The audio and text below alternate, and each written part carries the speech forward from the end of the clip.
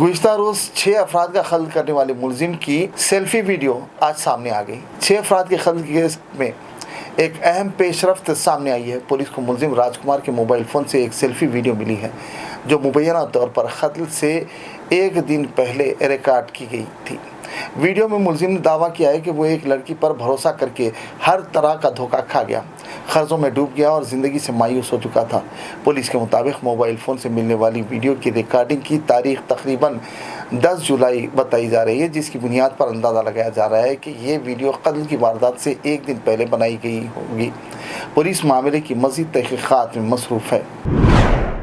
నేను ఇబ్బంది పడడం కన్నా నాకు జీవితం లేదు, నాకు జీవితం లేదు. భూమి మొత్తము నాకు ఎకరన్నర భూమి దాకా, ఎకరన్నర 2 ఎకరాల భూమి దాకా అమ్ముకున్నా. నేను అమ్మి మొత్తం సగం వాళ్ళకే పెట్టిన పైసలు కూడా వాళ్ళు ఏం చేసిరో ఏం చేసుకురో తెలియదు. వాళ్ళు మొత్తం నా దగ్గర పైసలు వసూలు చేసి అంతా నన్ను లాజ్ చేసి ఇప్పుడు నాకు పుట్టిన నా పిల్లలకి 2 పిల్లలు నాకు వాళ్ళకు భూమి లేకుండా చేసుకున్నా. నా చేతులారా నేను అమ్మాయిని నమ్మి నేను అసలు భూమి లేకుండా ఏది లేకుండా అప్పుల పాలయ్యి వాళ్ళని నమ్మి అది చేసుకున్నా.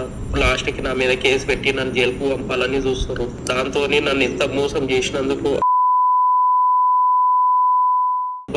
వాళ్ళ కుటుంబంలో వాళ్ళ నాన్నమ్మని వాళ్ళ అమ్మని ఎలాగైనా నేను చంపి నేను నా కుటుంబం ఏమైనా చేసుకొని చనిపోవాలని చెప్పేసి నిర్ణయించుకున్నా. దీంట్లో నా కుటుంబంది ఎలాంటి పాత్ర లేదు. నాదొక్కటి నా సొంత నిర్ణయం నేను తీసుకొని నేను ఈరోజు నేను ఏదైనా వాళ్ళని చేసి నేను ఏమైనా చేసుకొని చనిపోవాలని నిర్ణయించుకున్నా. దయచేసి ఈ నాకు ఇంత వరకు రావడానికి కారణం వాళ్ళ కుటుంబం మరియు వాళ్ళ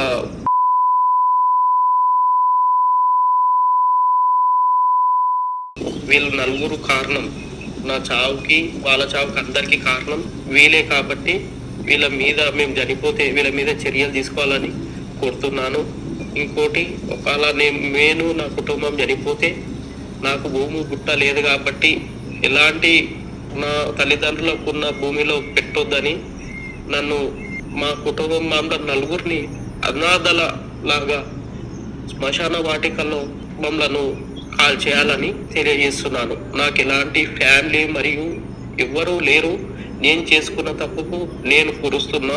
నేను చేసిన తప్పుకు నేనే శిక్షించుకోవాలని నిర్ణయించుకున్నా. కానీ నన్ను ఇంతవరకు అన్యాయం చేసినందుకు నేను జీర్ణించుకోలేకపోతున్నా కాబట్టి వాళ్ళని ఎలాగైనా హత్య చేయాలని నిర్ణయించుకున్నా.